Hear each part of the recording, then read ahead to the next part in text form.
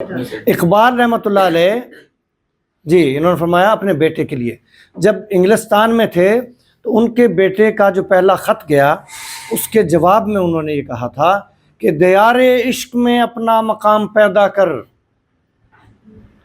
نیا زمانہ نئے صبح و شام پیدا کر۔ اس وقت پاکستان بنا نہیں تھا، تو پاکستان بننا تھا، اور جب پاکستان بننا تھا تو مسلمانوں کے لیے ایک نیا زمانہ آنا تھا، نئے صبح و شام ہونے تھے، لہٰذا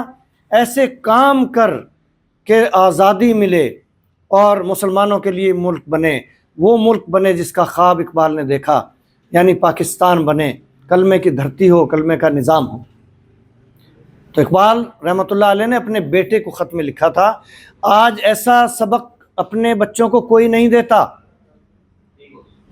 اسی لیے اب وہ منزل نہیں ملتی،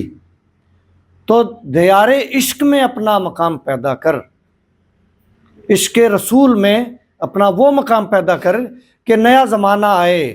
نئے صبح و شام آئیں، یعنی اس پاکستان میں اس وقت جو باطل کا نظام ہے وہ ٹوٹ جائے، یہ کلمے کی دھرتی ہے، اس پہ کلمے کا نظام آئے، نیا زمانہ ہو، ایسا زمانہ ہو تعلیم 100%، ہنر 100%، روزگار 100%، انڈسٹری، ٹیکنالوجی، عدل اتنا کہ کوئی کسی کا حق نہ کھا سکے، اور امن اتنا کہ دروازے کھلے چھوڑ کے سو جاؤ، کوئی ڈر نہ لگے، وہ صبح و شام آئیں، وہ زمانہ آئے،